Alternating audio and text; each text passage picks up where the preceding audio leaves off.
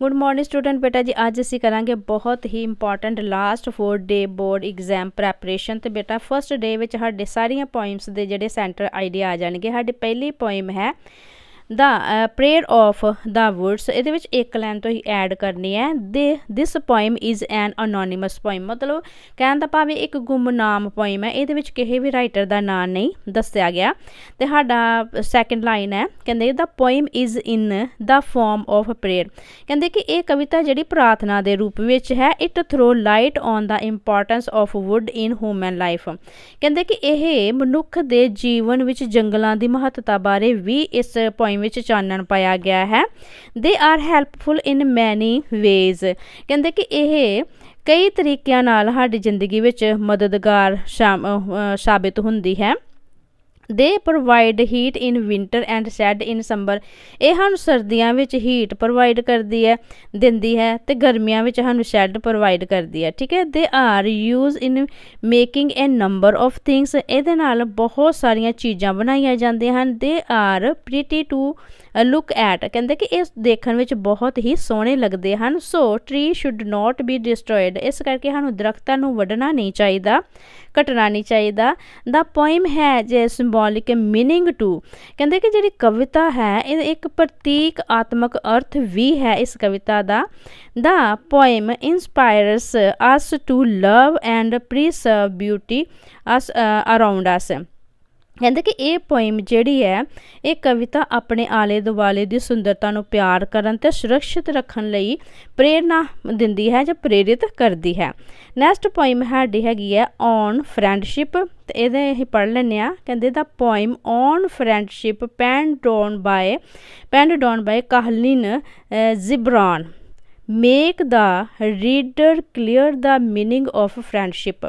ਕਹਿੰਦੇ ਕਿ ਇਹ ਜਿਹੜੀ ਔਨ ਫਰੈਂਡਸ਼ਿਪ ਹੈ ਕਾਹਲਿਨ ਜਿਬਰਾਨ ਜਿਹੜੀ ਹੈ ਦੁਬਾਰਾ ਲਿਖੀ ਕਵਿਤਾ ਹੈ। ਇਹ ਕਵਿਤਾ ਪਾਠਕ ਨੂੰ ਦੋਸਤੀ ਦੇ ਅਸਲ ਅਰਥ ਤੋਂ ਸਪਸ਼ਟ ਕਰਵਾਉਂਦੀ ਹੈ। ਮਤਲਬ ਇਸ ਕਵਿਤਾ ਵਿੱਚ ਫਰੈਂਡਸ਼ਿਪ ਬਾਰੇ ਦੱਸਿਆ ਗਿਆ ਹੈ। ਕਹਿੰਦੇ ਇਹ friend is God's way of answering our needs. ਕਹਿੰਦੇ ਕਿ ਇਹ ਕਵਿਤਾ ਜਿਹੜੀ ਹੈ ਇਸ ਕਵਿਤਾ ਵਿੱਚ ਦੋਸਤ ਸਾਡੀਆਂ ਮਤਲਬ ਜੋ ਲੋੜਾਂ ਦਾ ਜਵਾਬ ਦੇਣ ਲਈ ਪਰਮੇਸ਼ਰ ਦਾ ਇੱਕ ਰਸਤਾ ਹੈ। ਕਹਿੰਦੇ ਕਿ ਇਹ ਕਵਿਤਾ ਵਿੱਚ ਦੱਸਿਆ ਗਿਆ ਹੈ ਕਿ ਜਿਹੜਾ ਦੋਸਤ ਹੈ ਉਹ ਸਾਡੀਆਂ ਲੋੜਾਂ ਦਾ ਜਵਾਬ ਦੇਣ ਲਈ ਪਰਮੇਸ਼ਰ ਦਾ ਇੱਕ ਰਸਤਾ ਤਿਆਰ ਕੀਤਾ ਗਿਆ ਹੈ। ਭਾਵ ਇਹ ਹੈ ਕਿ ਪਰਮੇਸ਼ਰ ਨੇ ਦੋਸਤ ਇਸ ਲਈ ਸਾਡੀ ਜ਼ਿੰਦਗੀ ਵਿੱਚ ਭੇਜੇ ਹਨ ਕਿ ਉਹਨਾਂ ਦੇ ਨਾਲ ਅਸੀਂ ਆਪਣੇ ਦੁੱਖ ਸੁੱਖ ਸਾਂਝੇ ਕਰ ਸਕੀਏ ਅਤੇ ਲੋੜ ਪੈਣ 'ਤੇ ਉਹਨਾਂ ਤੋਂ ਆਪਣੀ ਜ਼ਰੂਰਤ ਵੀ ਪੂਰੀ ਕਰ ਸਕੀਏ। ਠੀਕ ਹੈ। ਕਹਿੰਦੇ ਕਿ ਇਹ friend act like a board that provide strong support all the time. ਕਹਿੰਦੇ ਕਿ ਇੱਕ ਜਿਹੜਾ ਫਰੈਂਡ ਹੈ, ਇੱਕ ਜਿਹੜਾ ਦੋਸਤ ਹੈ, ਇੱਕ ਲੱਕੜੀ ਦੇ ਬੋਰਡ ਦੀ ਤਰ੍ਹਾਂ ਹੈ, ਬੋਰਡ ਵਾਂਗ ਕੰਮ ਕਰਦਾ ਹੈ ਜੋ ਹਰ ਸਮੇਂ ਮਜ਼ਬੂਤ ਸਹਾਇਤਾ ਪ੍ਰਦਾਨ ਕਰਦਾ ਹੈ। ਕੀ ਕਰਦਾ ਹੈ ਕਿ ਮਜ਼ਬੂਤ ਸਹਾਇਤਾ ਪ੍ਰਦਾਨ ਕਰਦਾ ਹੈ। He is like a fireside that provide us warm in turbulent time. ਕਹਿੰਦੇ ਕਿ ਉਹ ਇੱਕ ਅੱਗ ਦੀ ਚੰਗਾੜੀ ਵਾਂਗ ਹੈ ਜੋ ਸਾਨੂੰ ਔਖੇ ਸਮੇਂ ਵਿੱਚ ਨਿੱਘ ਪ੍ਰਦਾਨ ਕਰਦਾ। ਕਹਿਣ ਦਾ ਮਤਲਬ ਹੈ ਕਿ ਜਦੋਂ ਸਾਡੇ 'ਤੇ ਮੁਸੀਬਤ ਆਉਂਦੀ ਤਾਂ ਸਾਡਾ ਦੋਸਤ ਜਿਹੜਾ ਸਾਡੇ ਵਾਸਤੇ ਹੈਲਪਫੁਲ ਸਾਬਤ ਹੁੰਦਾ ਹੈ ਅਤੇ ਉਹ ਸਾਡੇ ਮਤਲਬ ਤਕਲੀਫਾਂ ਨੂੰ ਦੂਰ ਕਰਦਾ ਹੈ। He is not our yes man rather he tells us about our shortcoming. ਕਹਿੰਦੇ ਕਿ ਉਹ ਸਿਰਫ ਸਾਡੀ ਹਾਂ ਵਿੱਚ ਹਾਂ ਮਿਲਾਉਣ ਵਾਲਾ ਨਹੀਂ ਕਿ ਸਾਡੀ ਬੁਰੀ ਗੱਲ ਨੂੰ ਜਾਂ ਬੁਰੇ ਕੰਮ ਨੂੰ ਵੀ ਕਹਿ ਕਿ ਨਹੀਂ ਬਹੁਤ ਵਧੀਆ। ਕਹਿੰਦੇ ਕੋਈ ਇੱਕ ਸੱਚਾ ਜਿਹੜਾ ਦੋਸਤ ਹੈ ਉਹ ਯੈਸ ਮੈਨ ਨਹੀਂ ਹੈ। ਉਹ ਸਾਨੂੰ ਮਤਲਬ ਦੱਸਦਾ ਹੈ ਕਿ ਇਹ ਜਿਹੜੀਆਂ ਚੀਜ਼ਾਂ ਸਾਡੀਆਂ ਕਮੀਆਂ ਬਾਰੇ ਵੀ ਸਾਨੂੰ ਦੱਸਦਾ ਹੈ। ਠੀਕ ਹੈ। ਸਾਡੀ ਬੁਰਾਈਆਂ ਬਾਰੇ ਵੀ ਦੱਸਦਾ ਵਾ। ਫਿਰ ਕਹਿੰਦੇ ਨੇ ਕਿ in short we can say that a true friend is like a bank where secret are deposit. ਕਹਿੰਦੇ ਕਿ ਸ਼ੋਰਟ ਵਿੱਚ ਅਸੀਂ ਕਹਿ ਸਕਦੇ ਹਾਂ ਕਿ ਇੱਕ ਸੱਚਾ ਮਿੱਤਰ ਇੱਕ ਬੈਂਕ ਦੀ ਤਰ੍ਹਾਂ ਹੈ ਜਿਹਦੇ ਕੋਲ ਅਸੀਂ ਆਪਣੀਆਂ ਜਿਹੜੀਆਂ ਆਪਣੇ ਭੇਤ ਦੀਆਂ ਗੱਲਾਂ ਕਿਸੇ ਨਾਲ ਨਹੀਂ ਕਰਦੇ, ਅਸੀਂ ਉਹਦੇ ਨਾਲ ਕਰਦੇ ਹਾਂ ਅਤੇ ਉਹ ਇੱਕ ਸਾਡੇ ਭੇਤ ਨੂੰ ਆਪਣੇ ਕੋਲ ਰੱਖ ਦਿੰਦਾ, ਜਮ੍ਹਾਂ ਕਰ ਦਿੰਦਾ। ਜੋਏ ਆਰ ਮਲਟੀਪਲਾਈਡ ਅਤੇ ਖੁਸ਼ੀ ਨੂੰ ਉਹ ਦੁੱਗਣਾ ਕਰ ਦਿੰਦਾ। ਠੀਕ ਹੈ। ਸ਼ੋਰੋ ਆਰ ਡਿਵਾਈਡਡ ਅਤੇ ਸਾਡੇ ਦੁੱਖ ਨੂੰ ਵੰਡ ਲੈਂਦਾ। ਕਹਿਣ ਦਾ ਭਾਵ ਹੈ ਕਿ ਜਦੋਂ ਅਸੀਂ ਦੁਖੀ ਹੁੰਦੇ ਹਾਂ ਆਪਣਾ ਦੁੱਖ ਉਹਦੇ ਨਾਲ ਪ੍ਰਗਟ ਕਰਦੇ ਹਾਂ ਤਾਂ ਸਾਡਾ ਦੁੱਖ ਵੰਡਿਆ ਜਾਂਦਾ ਹੈ। ਠੀਕ ਹੈ ਬੇਟਾ। ਨੈਕਸਟ ਪੋਇਮ ਹੈ ਦ ਇਕੋਇੰਗ ਗ੍ਰੀਨ। ਅਤੇ ਇਹ ਪੜ੍ਹ ਲੈਂਦੇ ਹਾਂ। ਕਹਿੰਦੇ the poem the echoing green from the pen of William Blake present a ਕੰਸਟੈਂਟਸ ਬਿਟਵੀਨ ਇਨੋਸੈਂਟ ਐਂਡ ਐਕਸਪੀਰੀਅੰਸ। ਕਹਿੰਦੇ ਕਿ ਜਿਹੜਾ ਦਾ ਇਕੋਇੰਗ ਗ੍ਰੀਨ ਹੈ ਵਿਲੀਅਮ ਬਲੇਕ ਦੀ ਲਿਖੀ ਕਵਿਤਾ ਹੈ ਜੋ ਕਿ ਮਾਸੂਮੀਅਤ, ਇਨੋਸੈਂਟ ਮਤਲਬ ਮਾਸੂਮੀਅਤ ਤੇ ਅਨੁਭਵ ਵਿਚਕਾਰ ਅੰਤਰ ਨੂੰ ਪੇਸ਼ ਕਰਦੀ ਹੈ। ਠੀਕ ਹੈ। The poem show the progress of human life through it is difficult stage. ਕਹਿੰਦੇ ਕਿ ਕਵਿਤਾ ਮਨੁੱਖੀ ਜੀਵਨ ਦੀ ਪ੍ਰਗਤੀ ਮਤਲਬ ਜਿਹੜੀ ਉੱਨਤੀ ਹੈ ਉਹਨੂੰ ਇਸ ਦੇ ਵੱਖ-ਵੱਖ ਪੜਾਵਾਂ ਰਾਹੀਂ ਦਰਸਾਉਂਦੀ ਹੈ। Dawn shows the beginning of life, dawn ਮਤਲਬ ਸਵੇਰ ਜਿਹੜੀ ਹੈ ਉਹ ਮਨੁੱਖ ਦੀ ਜ਼ਿੰਦਗੀ ਦੀ ਸ਼ੁਰੂਆਤ ਨੂੰ ਪੇਸ਼ ਕਰਦੀ ਹੈ। Spring season is a symbol of youth, ਅਤੇ ਜਿਹੜੀ ਬਸੰਤ ਰੁੱਤ ਹੈਗੀ ਉਹ ਮਨੁੱਖ ਦੀ ਜਵਾਨੀ ਨੂੰ ਪੇਸ਼ ਕਰਦੀ ਹੈ। ਈਵਨਿੰਗ ਸ਼ੋ ਓਲਡ ਏਜ, ਅਤੇ ਜਿਹੜੀ ਸ਼ਾਮ ਹੁੰਦੀ ਹੈ ਉਹ ਮਨੁੱਖ ਦੀ ਬੁਢਾਪੇ ਨੂੰ ਸ਼ੋ ਕਰਦੀ ਹੈ। Echoing green turn into the darkening green, ਅਤੇ ਕਹਿੰਦੇ ਇਕੋਇੰਗ ਗ੍ਰੀਨ ਜਿਹੜੀ ਇੱਕ ਗੂੜੇ ਹਰੇ ਰੰਗ ਵਿੱਚ ਬਦਲ ਜਾਂਦੀ ਹੈ। ਨੈਕਸਟ ਹੈ ਕਹਿੰਦੇ ਵਨਸ ਅਪੋਨ ਏ ਟਾਈਮ। ਇਹਦੇ ਵਿੱਚ ਪੜ੍ਹਾਂਗੇ the poem penned down by Gabriel Okara. ਠੀਕ ਹੈ। Light on the modern man hypocrisy and show off. ਕਹਿੰਦੇ ਕਿ ਜੇ once upon a time Gabriel Okara ਦੁਆਰਾ ਲਿਖੀ ਗਈ ਕਵਿਤਾ ਹੈ ਜੋ ਕਿ ਆਧੁਨਿਕ ਮਨੁੱਖ ਦੇ ਪਖੰਡ ਅਤੇ ਦਿਖਾਵੇ 'ਤੇ ਰੋਸ਼ਨੀ ਪਾਉਂਦੀ ਹੈ। ਨਾਓ ਏ ਡੇ people lead an artificial life whereas in the past people were honest in their dealing। ਕਹਿੰਦੇ ਕਿ ਜੋ ਆਧੁਨਿਕ ਅੱਜ ਕੱਲ੍ਹ ਦੇ ਲੋਕ ਜਿਹੜੇ ਨਕਲੀ ਜਿਹਾ ਜੀਵਨ ਜੀ ਰਹੇ ਹਨ, ਜਦ ਕਿ ਜਿਹੜੇ ਪੁਰਾਣੇ ਸਮੇਂ ਦੇ ਲੋਕ ਸੀ ਉਹ ਆਪਣੇ ਲੈਣ ਦੇਣ ਵਿੱਚ ਬਹੁਤ ਹੀ ਮਤਲਬ ਹਰ ਕੰਮ ਵਿੱਚ ਬਹੁਤ ਹੀ ਇਮਾਨਦਾਰ ਜਿਹੜੇ ਹੀ ਹੁੰਦੇ ਸਨ। ਠੀਕ ਹੈ। Modern man adopt marks for different occasion. ਕਹਿੰਦੇ ਜਿਹੜਾ ਆਧੁਨਿਕ ਮਨੁੱਖ ਹੈ ਹਰ ਸਮੇਂ ਦੇ ਹਰ ਮਤਲਬ ਮੌਕੇ 'ਤੇ ਆਪਣਾ ਜਿਹੜਾ ਰੂਪ ਬਦਲਦਾ ਵਾ, ਆਪਣੇ ਅਸਲੀ ਚਿਹਰੇ ਜਿਹੜਾ ਹਰ ਸਮੇਂ 'ਤੇ ਕਹਿਣ ਦਾ ਮਤਲਬ ਜਦੋਂ ਵੀ ਕੋਈ ਹੁੰਦਾ ਵਾ ਮੌਕੇ ਆਪਣਾ ਵੱਖਰਾ ਰੂਪ ਜਿਹੜਾ ਦਿਖਾਉਂਦਾ ਹੈ। The poet express his desire to go back to his innocent childhood. ਅਤੇ ਕਹਿੰਦੇ ਕਿ ਇਸ ਕਵਿਤਾ ਵਿੱਚ ਪੋਇਟ ਜਿਹੜਾ ਆਪਣੀ ਦਿਲੀ ਖਾਹਿਸ਼ ਹੈ ਉਹਦੀ ਕਿ ਉਹ ਆਪਣੇ ਮਾਸੂਮ ਬਚਪਨ ਵਿੱਚ ਵਾਪਸ ਚੱਲ ਜਾਏ। He wants to come out his artificiality. ਕਹਿੰਦੇ ਕਿ ਉਹ ਆਪਣੇ ਇਸ ਦਿਖਾਵੇ ਤੋਂ ਜਿਹੜਾ ਦਿਖਾਵੇ ਵਾਲੀ ਦੁਨੀਆ ਇਸ ਤੋਂ ਬਾਹਰ ਆਉਣਾ ਚਾਹੁੰਦਾ ਹੈ। In short the poem is satire on the modern man hypocrisy. ਕਹਿੰਦੇ ਸੰਖੇਪ ਵਿੱਚ ਕਹਿ ਸਕਦੇ ਹਾਂ ਕਿ ਜਿਹੜੀ ਇਹ ਪੋਇਮ ਹੈ ਉਹ ਆਧੁਨਿਕ ਇਨਸਾਨ ਦੇ ਪਖੰਡਾਂ 'ਤੇ ਵਿਅੰਗ ਕਰਦੀ ਹੈ। The poem focuses on a father attitude to culture change and past।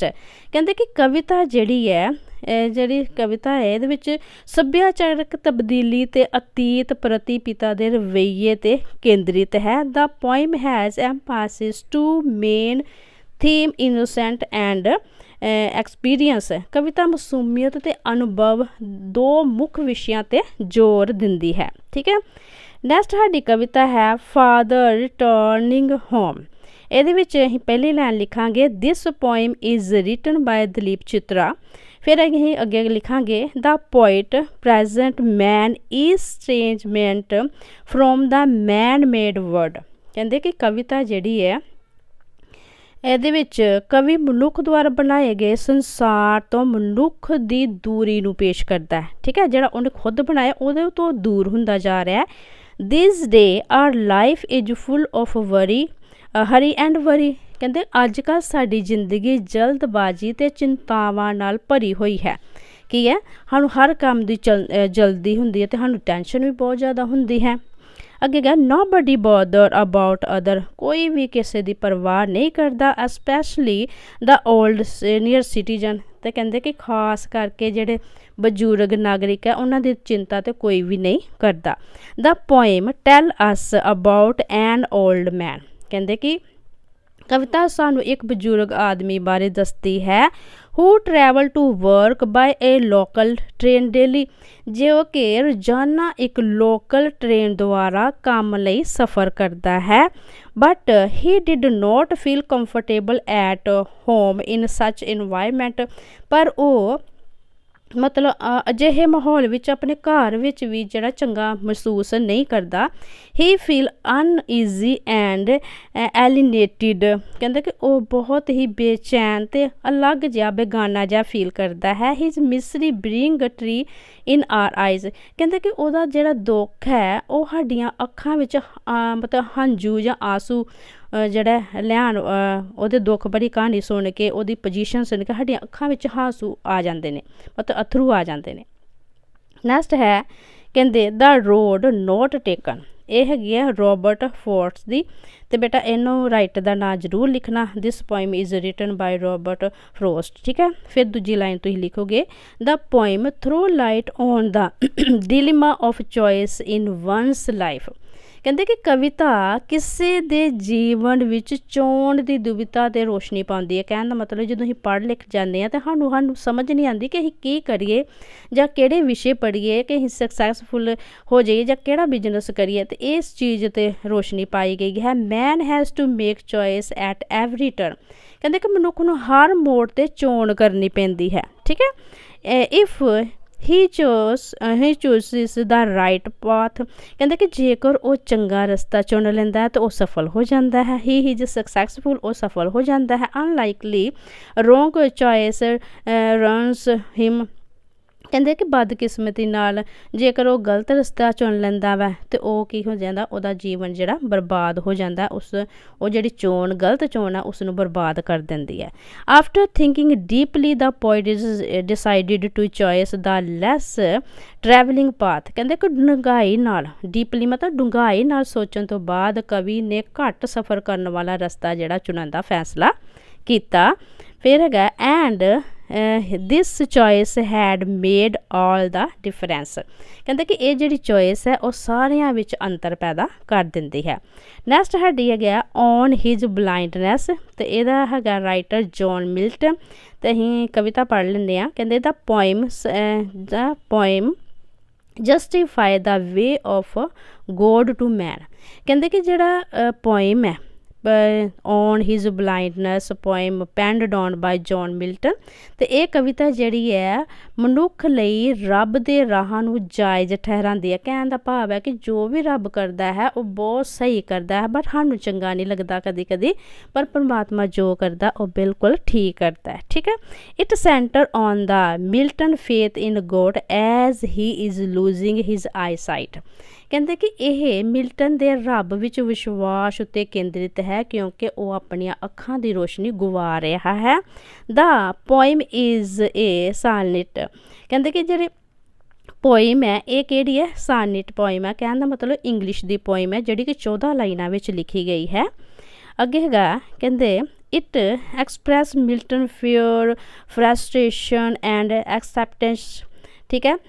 ਜਿਹੜਾ ਹੈ ਐਕਸੈਪਟੈਂਸ, ਮਤਲਬ ਇਹ ਜਿਹੜੀ ਇਹ ਕਵਿਤਾ ਹੈ ਇਹਦੇ ਵਿੱਚ ਮਿਲਟਨ ਦੇ ਡਰ ਨੂੰ, ਫੇਅਰ ਨੂੰ ਮਤਲਬ ਡਰ ਨੂੰ, ਅਤੇ ਨਿਰਾਸ਼ਾ ਨੂੰ, ਅਤੇ ਸਵੀਕ੍ਰਿਤੀ ਨੂੰ ਪ੍ਰਗਟ ਕੀਤਾ ਗਿਆ ਹੈ। An inner voice reassure him that God is not in need of man's service, ਕਹਿੰਦੇ ਕਿ ਅੰਦਰਲੀ ਆਵਾਜ਼, ਇਨਰ ਵੋਇਸ ਮਤਲਬ ਅੰਦਰਲੀ ਆਵਾਜ਼ ਉਸ ਨੂੰ ਭਰੋਸਾ ਦਿਵਾਉਂਦੀ ਹੈ ਕਿ ਰੱਬ ਨੂੰ ਮਨੁੱਖ ਦੀਆਂ ਸੇਵਾਵਾਂ ਦੀ ਲੋੜ ਨਹੀਂ ਹੈ। ਕਹਿਣ ਦਾ ਮਤਲਬ ਕਿ ਅਸੀਂ ਕਿਸੇ ਨੂੰ ਮੰਦਿਰ ਜਾ ਕੇ, ਗੁਰਦੁਆਰੇ ਜਾ ਕੇ ਅਸੀਂ ਪੂਜਾ ਪਾਠ ਕਰਦੇ ਹਾਂ, ਸਫਾਈਆਂ ਕਰਦੇ, ਕਹਿੰਦੇ ਕਿ ਰੱਬ ਨੂੰ ਇਹਨਾਂ ਚੀਜ਼ਾਂ ਦੀ ਲੋੜ ਨਹੀਂ ਹੈ। They also serve who only stand and wait, ਕਹਿੰਦੇ ਕਿ ਰੱਬ ਨੂੰ ਇਹ ਚੀਜ਼ਾਂ ਦੀ ਲੋੜ ਨਹੀਂ ਕਿ ਤੁਸੀਂ ਥੋੜ੍ਹਾ ਜਿਹਾ ਕੰਮ ਕਰਕੇ ਅਤੇ ਫਿਰ ਫਲ ਦੀ ਉਡੀਕ ਕਰਦੇ ਹੋ, ਉੱਥੇ ਖੜੇ ਰਹਿੰਦੇ ਹੋ ਅਤੇ ਉਹ ਆਪਣੇ ਫਲ ਦੀ ਵੇਟ ਕਰਦੇ ਕਿ ਅਸੀਂ ਪ੍ਰਮਾਤਮਾ ਜੀ ਇਹ ਕੰਮ ਕੀਤਾ ਅਤੇ ਸਾਨੂੰ ਇਹਦਾ ਮਤਲਬ ਫਲ ਮਿਲਣਾ ਚਾਹੀਦਾ ਹੈ, ਠੀਕ ਹੈ ਬੇਟਾ। ਅੱਗੇ ਸਾਡੇ ਆ ਜਾਂਦੇ ਨੇ ਓਬਜੈਕਟਿਵ ਟਾਈਪ ਕੁਐਸਚਨ। ਤੁਹਾਡਾ ਪਹਿਲਾ ਕੁਐਸਚਨ ਹੈ how did Hasan spend all the night, ਅਸੀਂ ਕੀ ਲਿਖਾਂਗੇ ਇਹਦਾ answer he spend all the night listening to music and chatting with his friend, ਠੀਕ ਹੈ। ਅੱਗੇ ਗਿਆ ਕਹਿੰਦੇ ਕਿ when Hasan come to the narrator again he was 35 year old.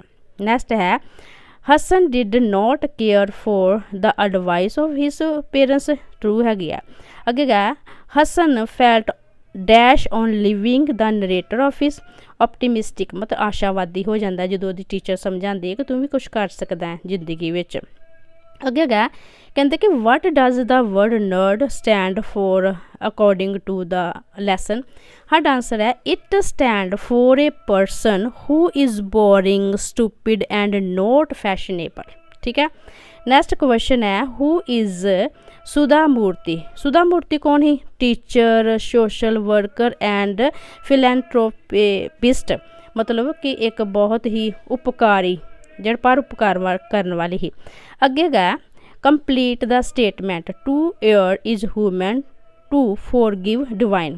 ਅਤੇ ਜਦੋਂ ਉਹਦੀ ਅਟੈਂਡੈਂਸ ਪੂਰੀ ਕਰਨੀ ਹੁੰਦੀ ਹੈ ਨਾ, ਹਸਨ ਨੇ ਆਪਣੀ ਟੀਚਰ ਨੂੰ ਕਹਿੰਦਾ ਕਿ ਇਨਸਾਨ ਤੇ ਗਲਤੀਆਂ ਦਾ ਪੁੱਤਰ ਹੈ ਅਤੇ ਉਹਦੀਆਂ ਗਲਤੀਆਂ ਜਿਹੜੇ ਪਰਮਾਤਮਾ ਵੀ ਮਾफ़ ਕਰ ਦਿੰਦਾ ਹੈ। ਠੀਕ ਹੈ।